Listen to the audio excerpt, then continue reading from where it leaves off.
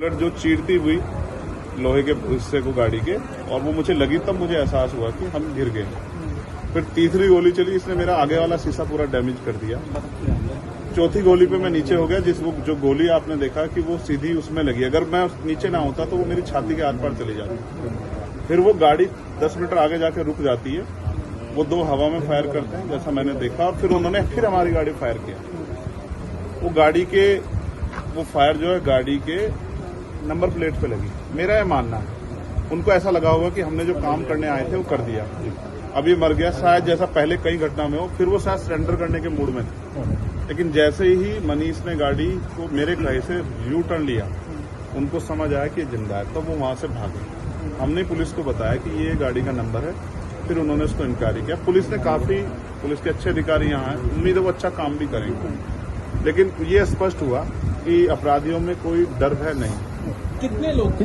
3 लोग। 3 लोग थे। 2 लोग असले से हमला कर रहे थे, एक व्यक्ति गाड़ी चला रहा। चंद्रशेखर जी, कोई थ्रेट कॉल आया हो आपको इससे पहले, कोई धमकी? पिछले कई सालों से आ रही है। मैं लगातार पुलिस को इंटीमेट भी करता रहता हूं। मैंने डीजीपी को भी लिखा, गृह मंत्री को भी लिखा, मुख्यमंत्री को भी लिखा, यहाँ के पहले एसएसपी डीएम थे उनको भी लिखा। लेकिन डीएम साहब जो पिछले थे अखिलेश सिंह जी, उन्होंने साफ मना कर दिया कि चीफ मिनिस्टर नहीं चाहते चंद्रशेखर को सुरक्षा दी जाए। मेरे आज भी याद है ये बात, क्योंकि मैंने एलआईयू के अधिकारी द्वारा पूछा कि भाई मैंने आपको बताया थ्रेट भी है, फिर क्यों नहीं हो रहा है? तो उन्होंने कहा भाई ये सरकार का मामला, सरकार चाहे तो दे सकती है। तो मैं चाहता हूं मुख्यमंत्री इंतजार करें कब चंद्रशेखर मरे, उनका काम आसान है। लेकिन उनको ये नहीं पता कि गरीबों की, कमजोरों की, शोषितों की बात करने वाला चंद्रशेखर इतनी आसानी से उनकी रास्ते में से नहीं है। अच्छा, अतीक अशरफ के जैसा हुआ वैसे ही कुछ होने वाला था, ऐसा आपको लगता है? अब आप इसका आकलन खुद करें कि क्या हुआ और क्या हो सकता है। आपके पास लाइसेंस? एक और बात, मुझे ऐसा लगता है कल की घटना के बाद, इतने बड़े उसके बाद भी अगर मैं सुरक्षित हूं तो हमारे संतों गुरुओं महापुरुषों का आशीर्वाद, हमारी करोड़ों बहनों माताओं का आशीर्वाद, बुजुर्गों का मेरे पास है।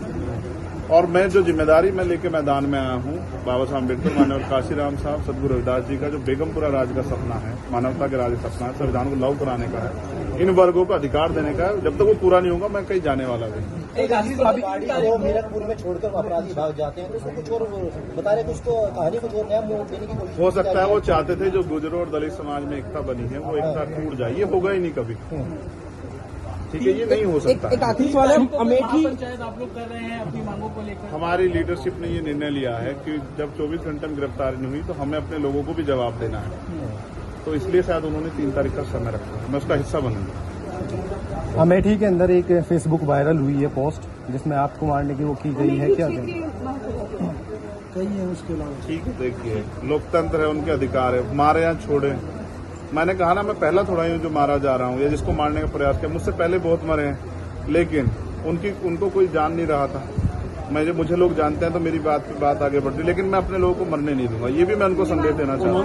घटना होने के बाद ये पोस्ट किया है अमेठी क्षेत्रीय महासभा से कि इस बार तो बच गया, अगली बार नहीं बचेगा। देखो, मैं गोली से डरता नहीं, मैं गोली से, बंदूकों से नहीं डरता हूँ। मैं संवैधानिक रास्ते से चलता हूँ, संविधान को मानता हूँ। गोली चलाने वालों को भी कहना चाहता हूँ कुदरत उनको सद्बुद्धि दे, गलत जगह पंगा ले रहे हैं। मैं झगड़ा नहीं चाहता, मैं अपने लोगों को भी ये कह रहा हूँ कल से शांति बना रखो और संविधान के रास्ते चलो। वो हमें डिस्टर्ब करना चाहते हैं कि जो हम राजनीतिक ताकत हमारी बन रही है कमजोर हो जाए, हम दूसरी दिशा चले जाएं।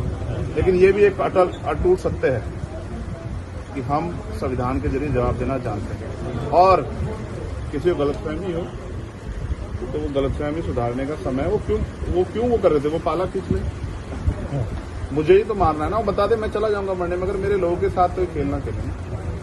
मैं तैयार हूं, अगर मेरे मरने से हमारा आंदोलन आगे बढ़ता, हमारे लोग खड़े हो तो मुझे कोई दिक्कत नहीं। लेकिन उनको ये समझना चाहिए कि ये आज लोकतंत्र है।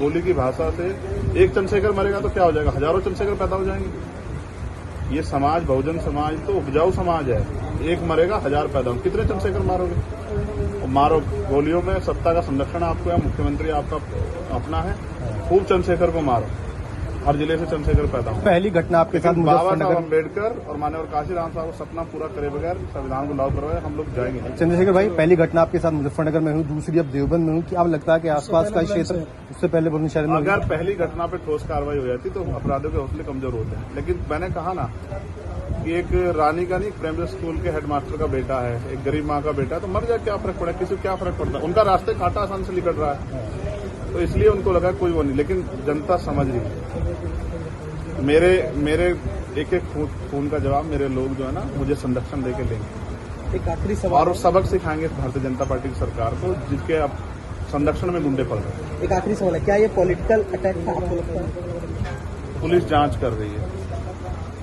कि मेरे मरने से किसको फायदा हो सकता है, कौन मुझे चाहता मैं मर जाऊं। पुलिस जांच कर रही है, मुझे उम्मीद है पुलिस फेर जांच करके कोई मैनिपुलेट करके नहीं सही जवाब देगी कि उन्होंने ऐसा क्यों किया। चंद्रशेखर का जो कद बढ़ रहा है देश के अंदर, कई मुख्यमंत्रियों ने भी अब ट्वीट किया है, ओवैसी ट्वीट कर रहे हैं, कहीं और कर रहे हैं, तो इस चीज को क्या ये लगता है कुछ भी गलत होगा तो लोग बोलेंगे। अगर कल मेरी जान ही चली जाती तो लोग फिर भी तो उनको पीड़ा होती, उनको अपना भी देखना है, कल उनके साथ भी हो सकती है।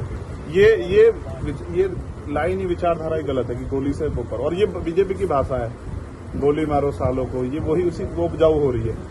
देखिए बहन जी से मेरी कोई नाराजगी नहीं, मैंने उनको हमेशा बड़ा माना, वो मुझे छोटा नहीं मानती अपने परिवार का।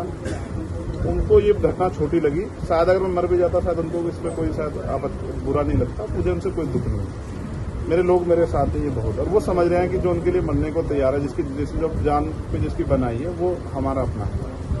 मेरे लोग मेरे साथ खड़े होंगे, मैं इस लड़ाई को लड़ता हूं। लगभग सभी दलों के लोग आपसे मिलने आए हैं, कैसा देखते हैं, क्या नहीं मैं उनका धन्यवाद भाजपा के भी विधायक आए मैं कह हैं। रहा हूँ बस सबका धन्यवाद करता हूँ, मगर ये है मैं ये प्रयास करूंगा कि भविष्य में ऐसा किसी के साथ ना, इसलिए लॉ एंड ऑर्डर की कानून व्यवस्था अच्छी होनी चाहिए, मुख्यमंत्री उस पर ध्यान देना चाहिए। बात चंद्रशेखर की नहीं है, बात इस प्रदेश में हो रही हजारों बहनों के साथ जो अस्मतें लूट रही है हर महीने, रेप हत्याएं हो रही हैं, लोगों की जान जा रही है, सब उन पर वो करता है।